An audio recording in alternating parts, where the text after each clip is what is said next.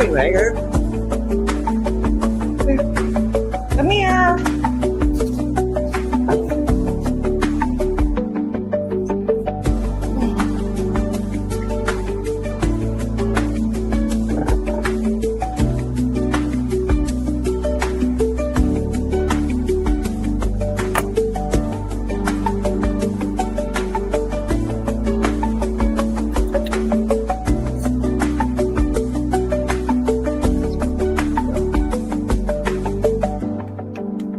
Mama's so doggy.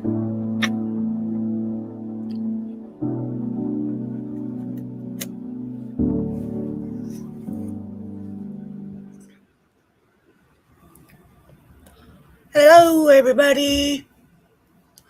Sorry, I'm a couple minutes late.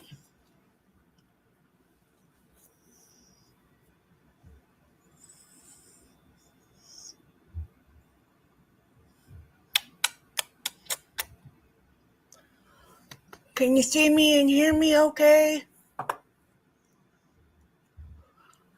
Thank you. Hey, Lily. Hey, Tony. Thank you for coming. I was going to go live on Facebook, but unfortunately, it won't let me. So what I'm going to read is on my phone, so I couldn't get it up on Facebook, so I'm sorry about that. Anyway, here's Ryder saying hi. Please, if you're going to be in the chat, just know that it will probably upload with the live stream. The way I do anonymity here is you don't come in the chat, just listen. And once you feel comfortable enough, then you can be in the chat if you'd like to. But that is totally up to you.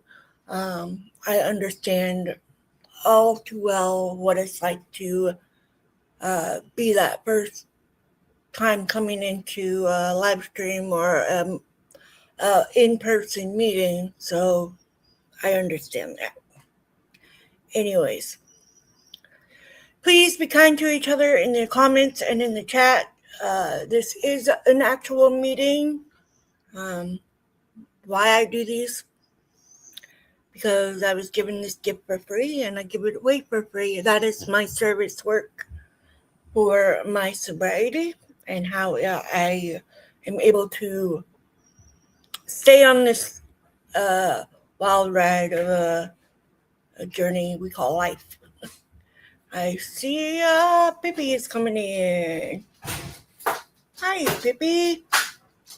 Anyways, my sister and her husband and their dog is staying with us for the time being due to their apartment flooding. So, anyways, I'm going to put him down and go ahead and get started on the meeting. So let's say the serenity prayer.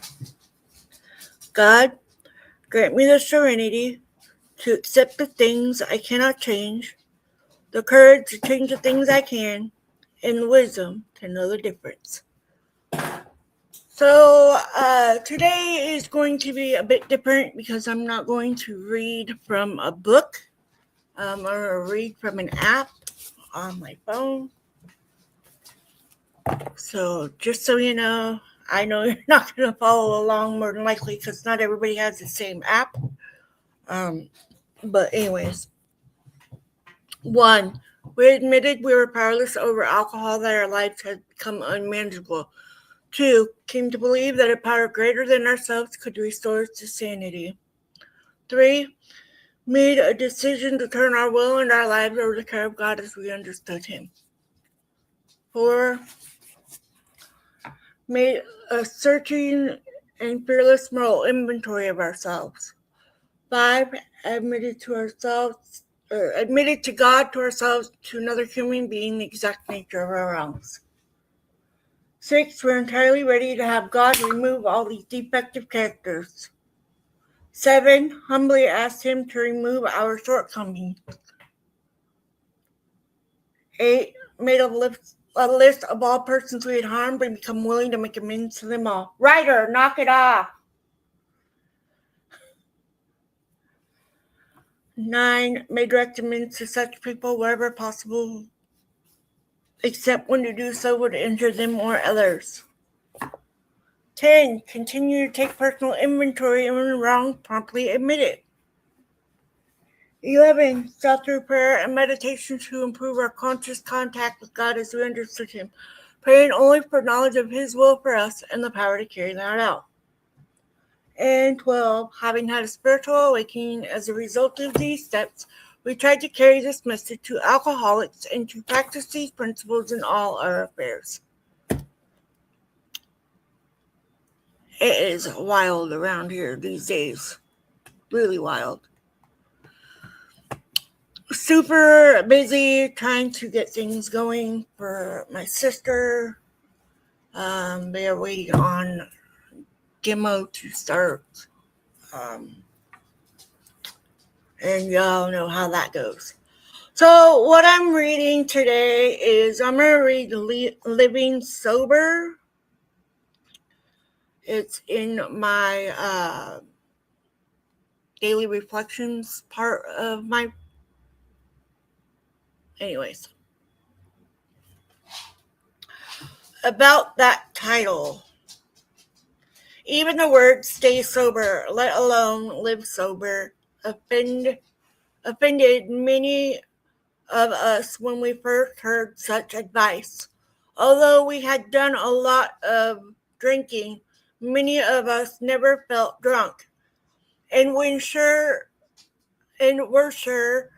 we almost never appeared or sounded drunk. Many of us never staggered, fell, or got thick tongues. Many others were never disorderly, never missed a day. I have to make a phone call.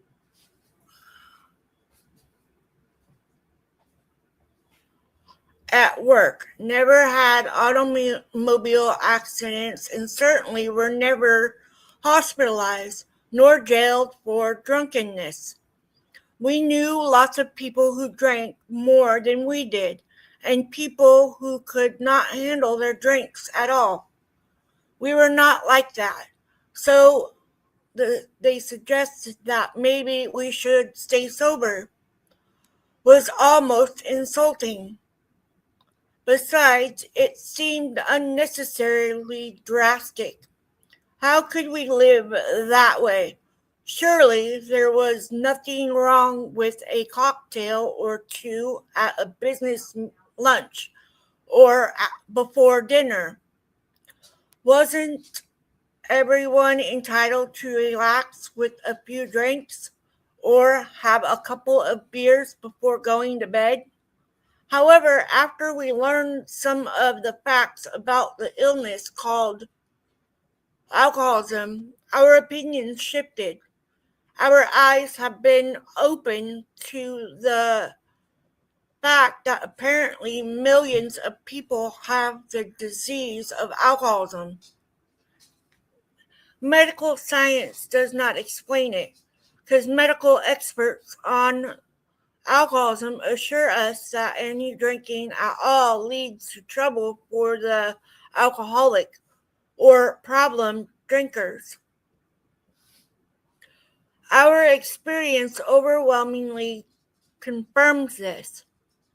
So, not drinking at all, that is staying sober, becomes the basis of recovery from alcoholism. And let it be emphasized, living sober turns out to be not at all grim, boring, and uncomfortable as we had feared, but rather something we begin to enjoy and find much more exciting than our drinking days. We'll show you how.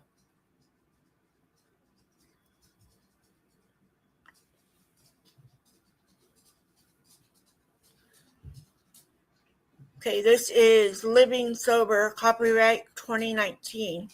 I'm not sponsored or paid or anything. This is all for free, period. I don't do AA for money. First printing 1975, 52nd printing 2020.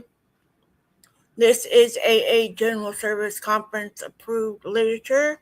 Mail address P.O. Box Box 459, Grand Central Station, New York 10163, or www.aa.org, all lowercase.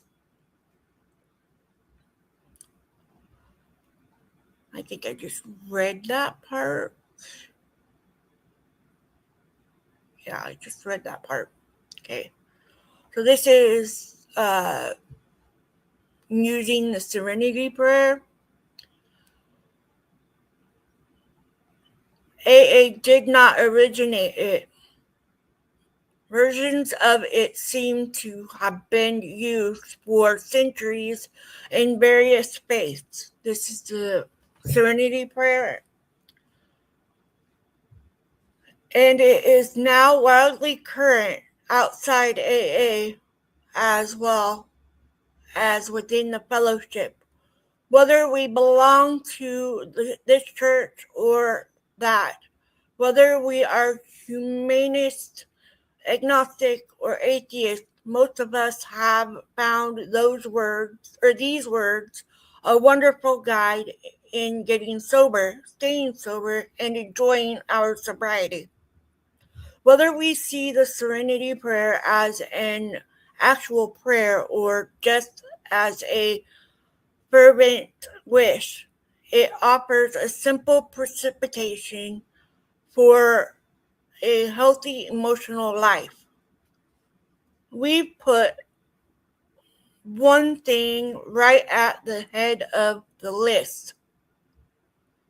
Among the things we cannot change, our alcoholism, no matter what we do, we know that tomorrow we won't suddenly be non-alcoholic anymore than we'll be 10 years younger or 6 inches taller.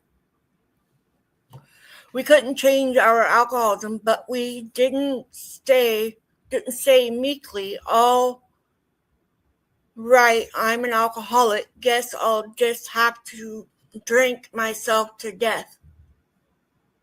There was something we could change. We didn't have to be drunk alcoholics. We could become sober alcoholics. Yes, that did take courage.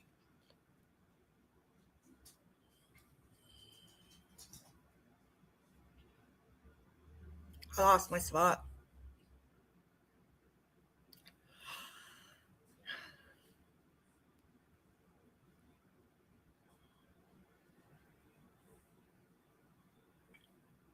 Okay. Guess I'll just have to drink myself to death. There was something we could change. We didn't have to be drunk alcoholics. We could become sober alcoholics. Yes, that did take courage, and we needed a flash of wisdom to see that it was possible, that we could change ourselves. For us, that was only the first, most obvious use for the Serenity Prayer.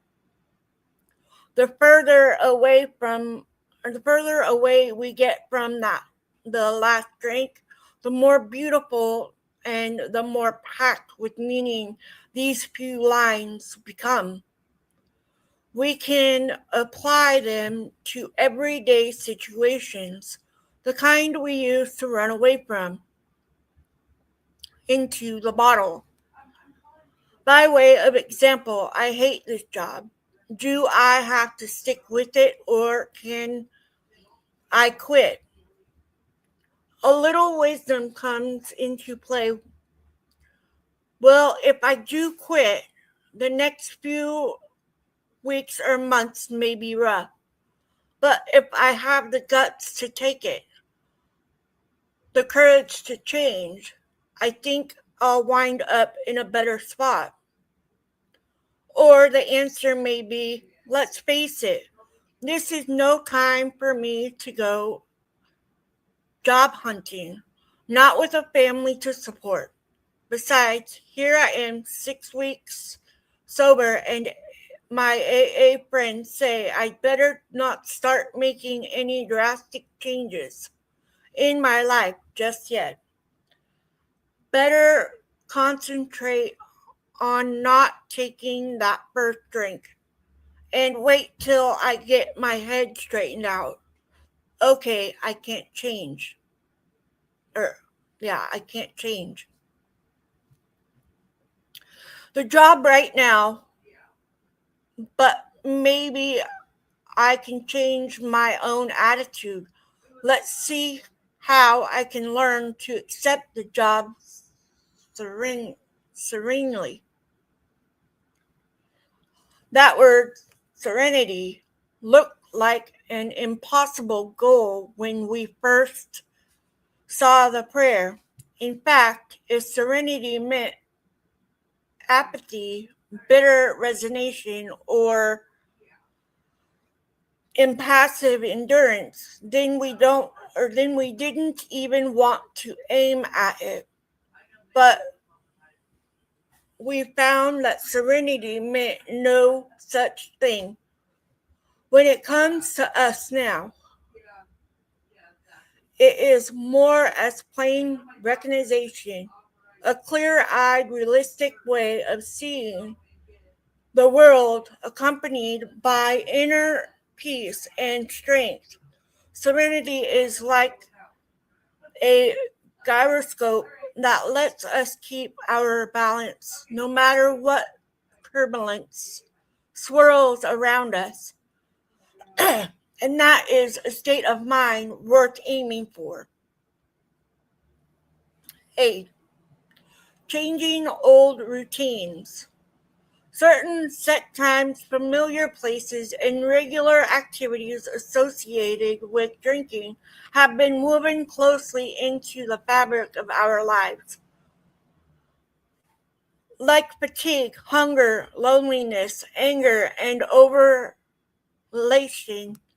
these old routines can prove to be traps dangerous to our sobriety. When we first stopped drinking, many of us found it useful to look back at the habits surrounding our drinking and, whenever possible, to change a lot of the small things connected with drinking. To illustrate, many who used to being the day with a morning drink now head for coffee in the kitchen.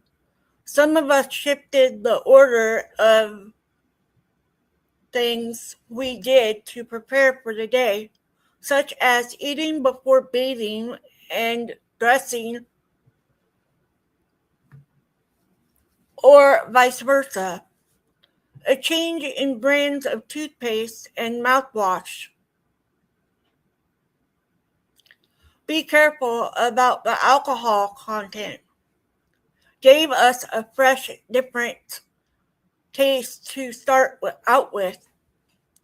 We tried a little exercise or a few quiet moments of contemplation or meditation before plunging into the day. Many of us also learned to try a new route when we first left the house in the morning, not passing by a familiar watering hole. Some have switched from the car to a train, from the subway to a bicycle, from a bus to walking. Others joined a different carpool. Whether our drinking was in the commute bar car commuter bar car, the neighborhood gin mill, the kitchen, the country club, or garage. Each of us can spot pretty exactly his or her own favorite drinking local, whether we went on the occasional bender or were round the clock wine spread. I just closed the darn thing.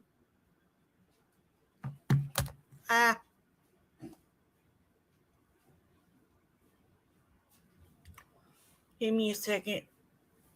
Let me find where I was.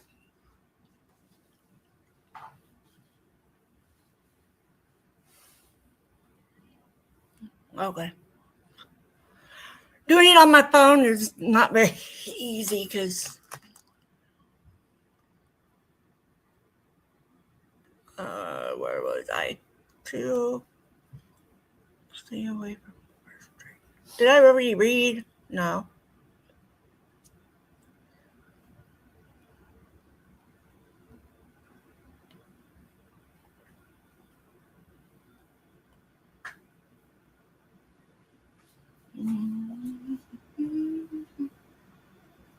Trying to find where I was. Sorry.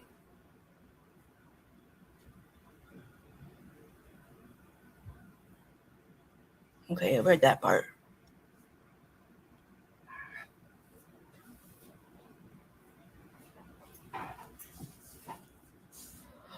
Can you help me, Lil? I can't find where I was. I don't know where you were.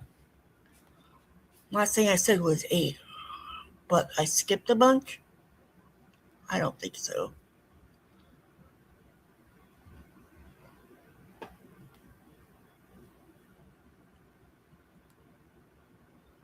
No.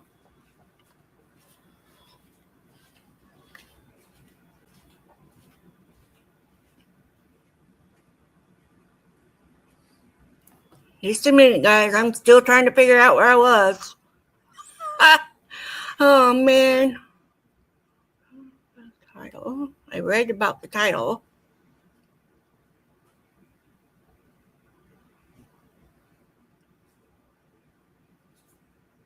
I got it now. I skipped a bunch. The first part. I didn't see it. It's a problem with doing it on my trying to read off my phone. I should have known better. Welcome to AA.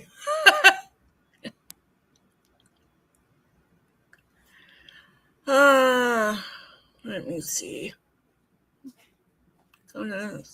Go back here. Certain set times. Blah blah blah. I read that part. Whether our drinking was in the commuter bar car, the neighborhood gin mill, the kitchen, the country club, or the garage, each of us can spot pretty exactly his or her own favorite drinking locale, whether we went on the occasional bender or were around the clock wine sippers.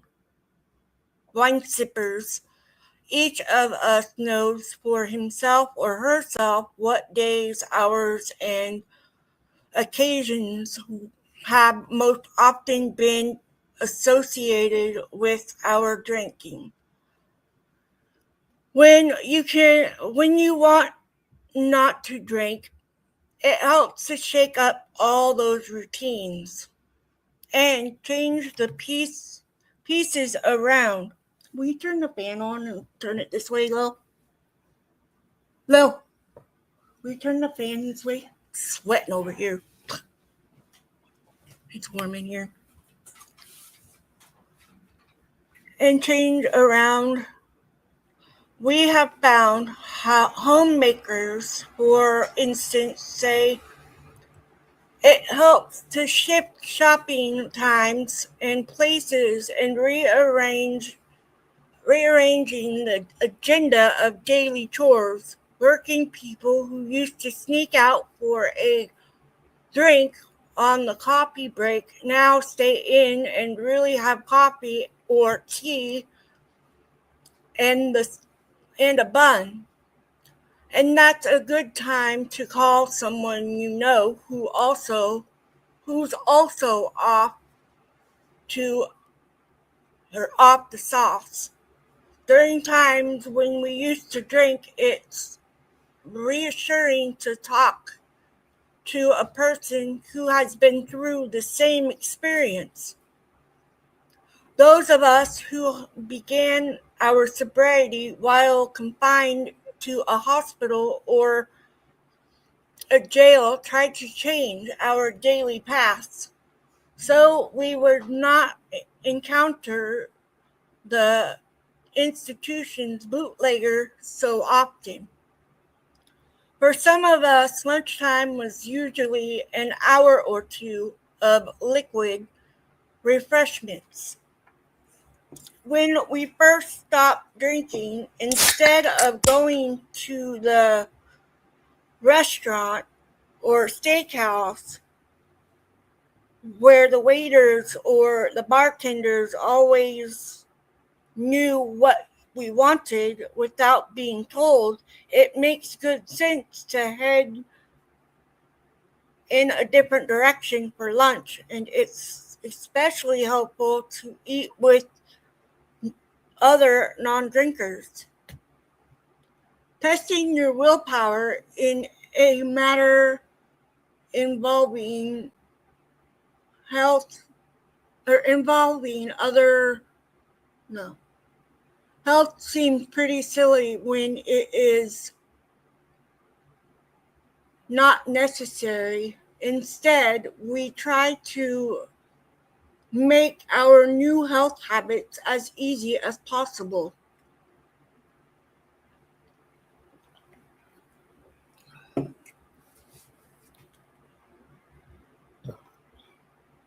For many of us, this has also meant foregoing, at least for a while,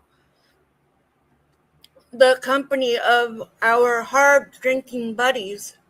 If they are true friends, they naturally are glad to see us take care of our health, and they respect our right to do whatever we want to do, just as we respect their right to drink if they choose. But we have learned to be wary of anyone who persists in urging us to drink again. Those who really love us, it seems, encourage our efforts to stay well. At 5 p.m. or whenever the day work is done, some of us learn to stop at a sandwich shop for a bite. Then we would take an unfamiliar route for walking home, one that did not lead past our old drinking haunts. If we were commuters, we did not ride in the bar.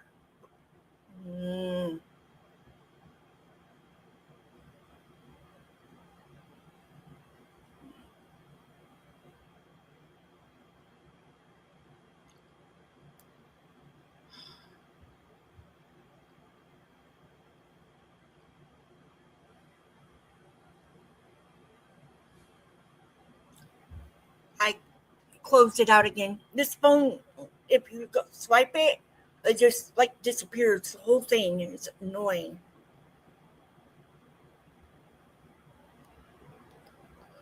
Okay. If we were commuters, we did not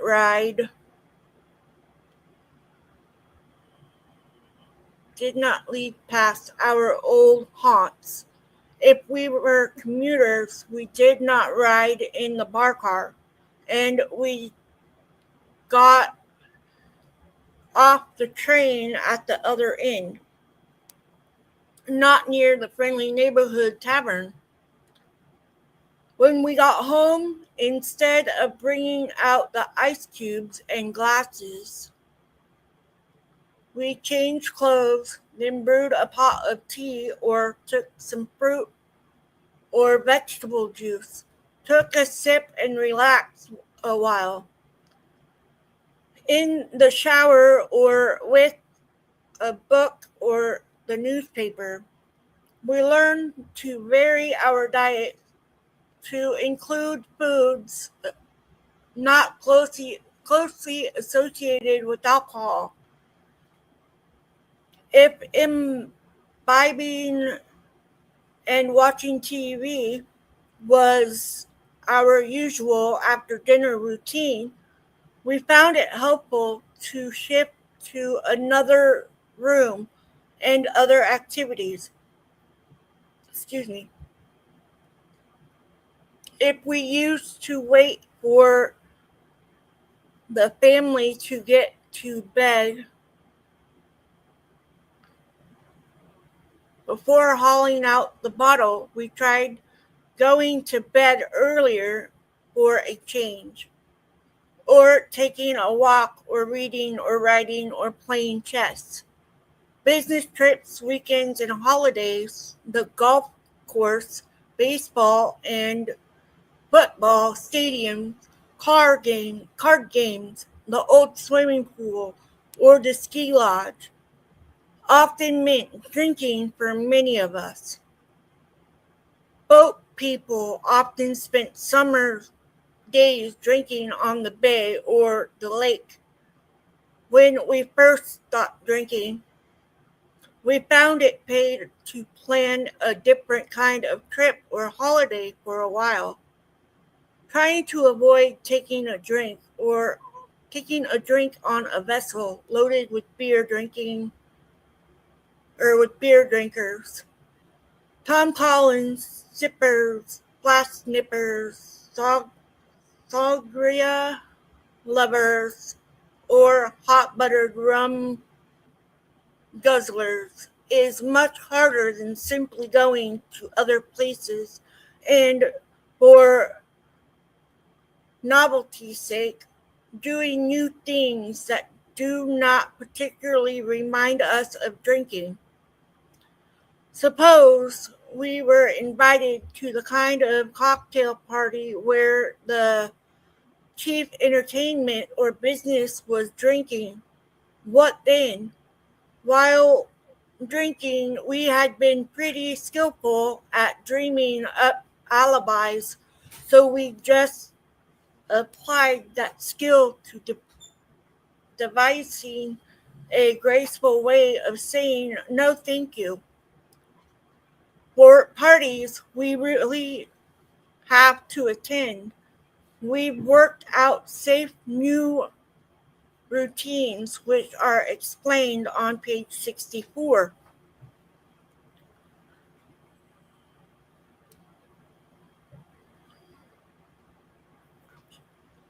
In our early days of not drinking, did we get rid of the booze around our homes? Yes or no?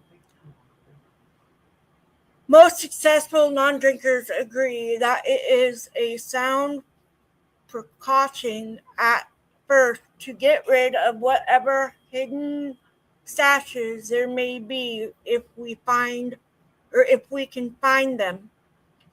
But opinions vary with regard to the bottle in the liquor cabinet or the wine rack. Some of us insist that it was never the availability of the beverage that led us to drink, any more than the immediate unavailability kept us from the drink we really wanted. So some ask, why pour good scotch down the drain or even give it away? We give in a drinking society, they say, and cannot avoid the presence of alcoholic beverages forever.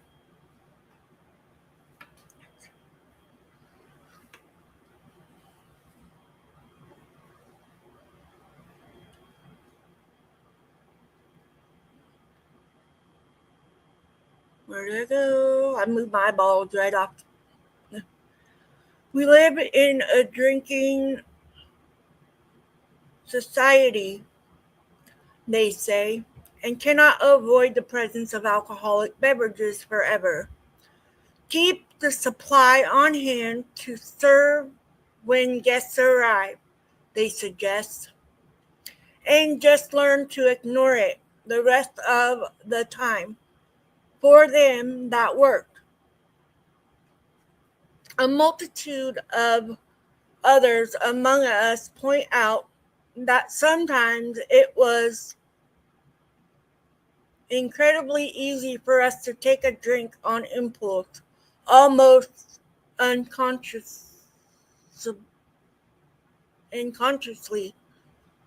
before we intended to.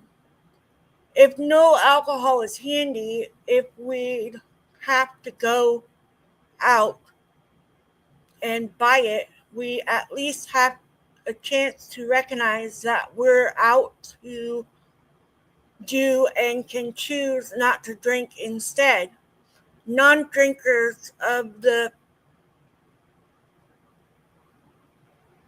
persuasion say they found it wiser to be safe than sorry, so they gave away their whole stock and kept none of the premises until their sobriety seemed to be in a fairly stabilized state. Even now, they buy only enough for one evening's guest. So take your pick. You know what your own drinking pattern has been and how you feel about sobriety today. Now, most of the little changes in routine mentioned in this section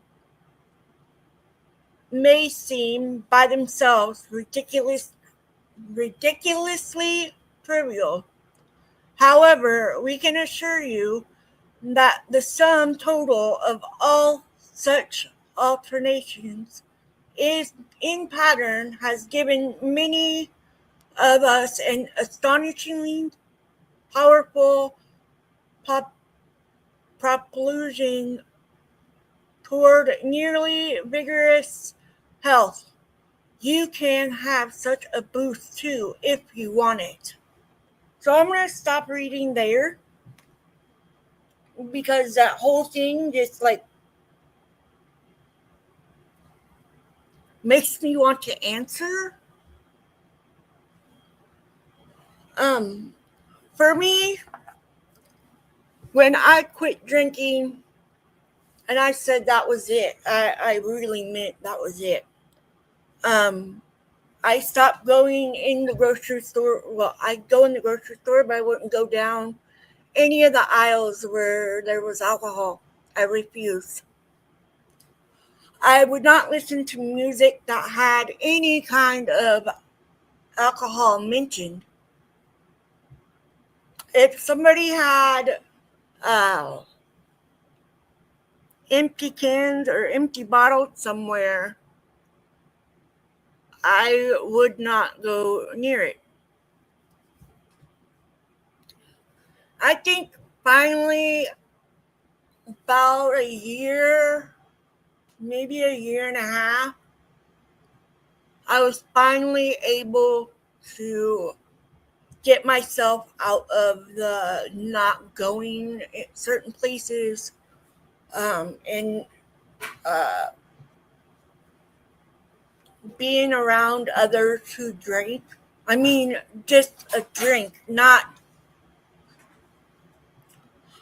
I have to be honest, I can't deal with somebody that is stubborn and refuses to get the hint.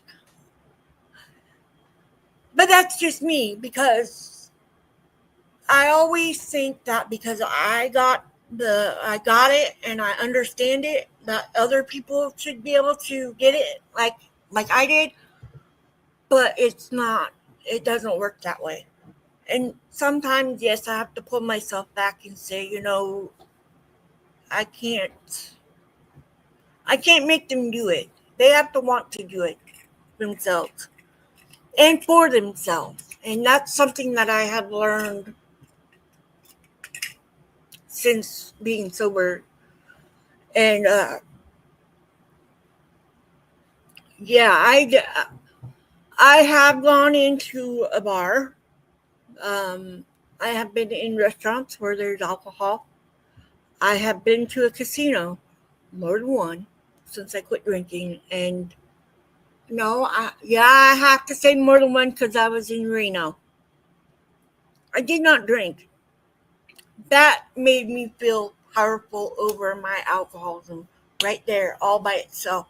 Just being in Reno and knowing that I could have any drink I wanted. I was walking through those casinos by myself, broke. I had enough money to keep me busy for a few hours. And I did not go outside very much. So I was literally there in the casinos. We had a room, but it was all for a business trip.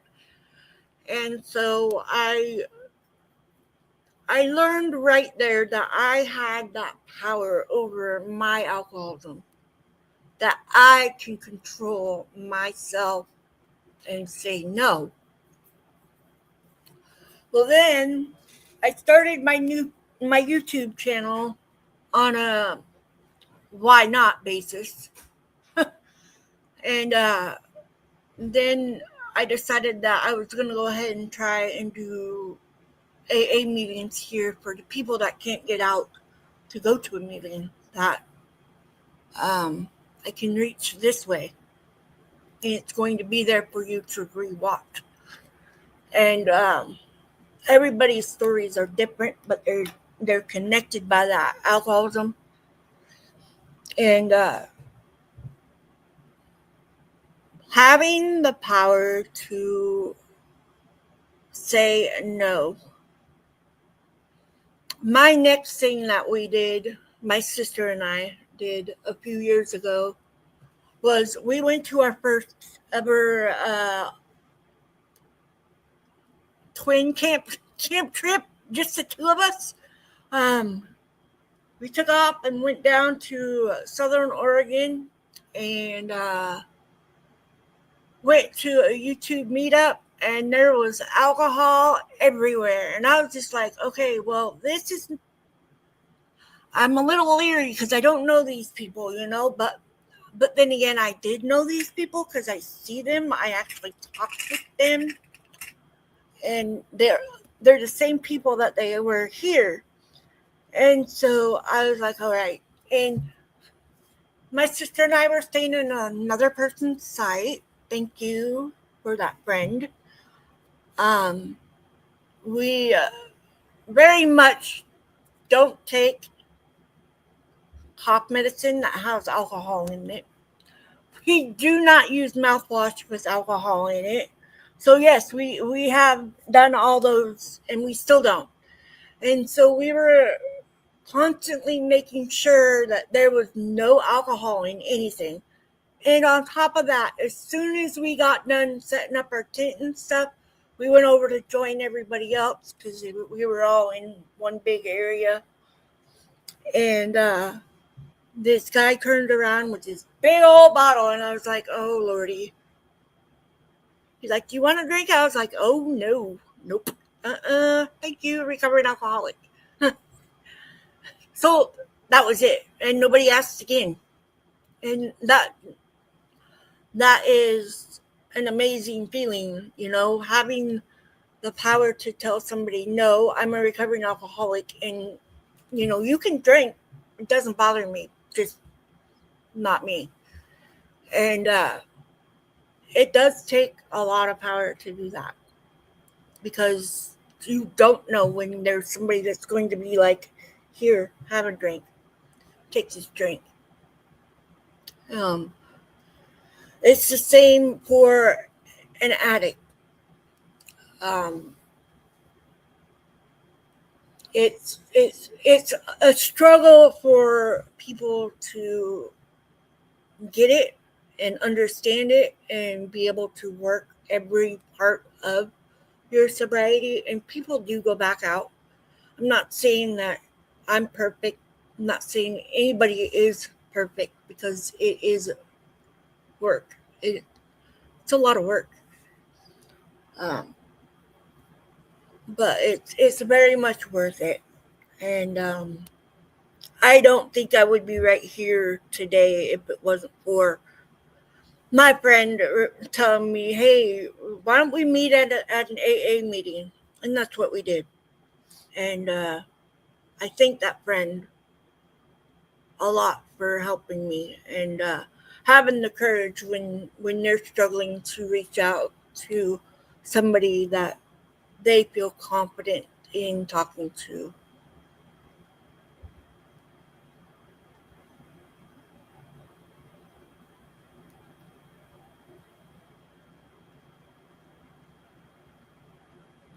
Yes, yep, gotta talk about it.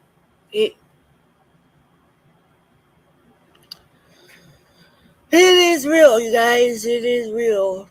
Um, I don't have those urges anymore. Um, I do, however, get the urge to just poof, let it go, walk away. But I'm still here, and I'm not saying to off myself, but yes, practice your AA breathing. Exactly. That's what I keep telling her to do. And I have to do it too. And when I was working, I would do it at work also. And that was, I was getting irritated with people, things, and it would get to me, and I'd be like, I'm gonna quit. I'm seriously gonna quit and throw in the towel and be done. And then I was like, no, I can't do that. I need this job. And I got fired because I went on workman's comp, and they said that I needed to go back to work. So I went back to work, and I couldn't. Uh,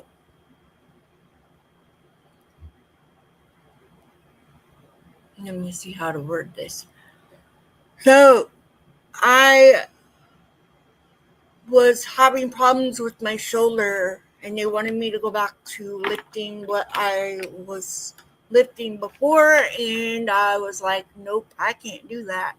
And so I would go and talk to the boss and say, hey, I'm having a problem, and whatever. And then when I was on workman's comp, I would say that I um, needed to go home because my shoulder was hurting so bad, and asked them to give me um, VTO, which is absolutely no pay for the time I was supposed to be at work, because that's how they do things. So, anyways, I don't work there anymore. I'm still looking though, so when the right one comes up, anyway. So yeah, my husband and I, we went on a whim, like we used to in the early days of just going and getting in the car and making a trip with no prearranged place to stay. And we went all the way down to the coast, and we went through, got lost on a side road in the middle of nowhere, praying that we were going to make it to where we were going.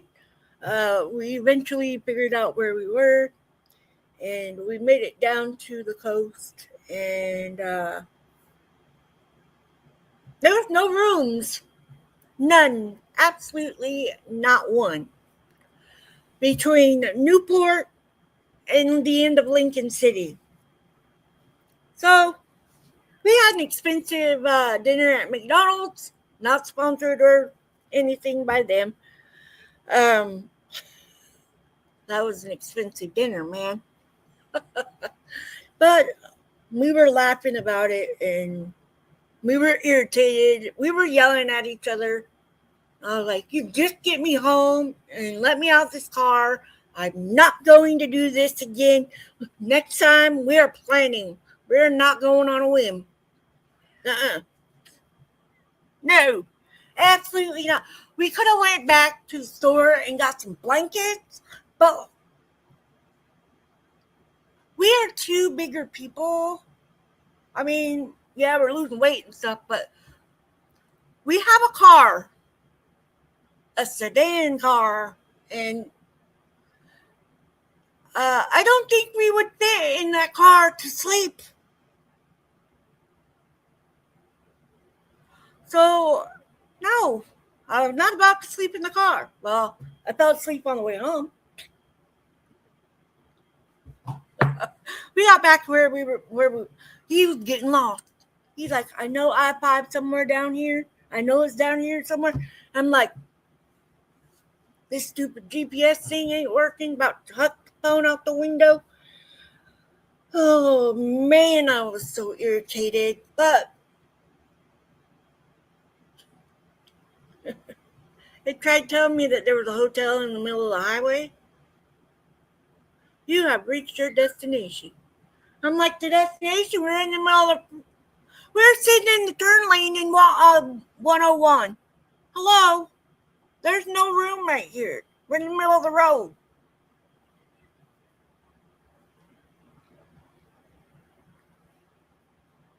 Oh, man. What a trip.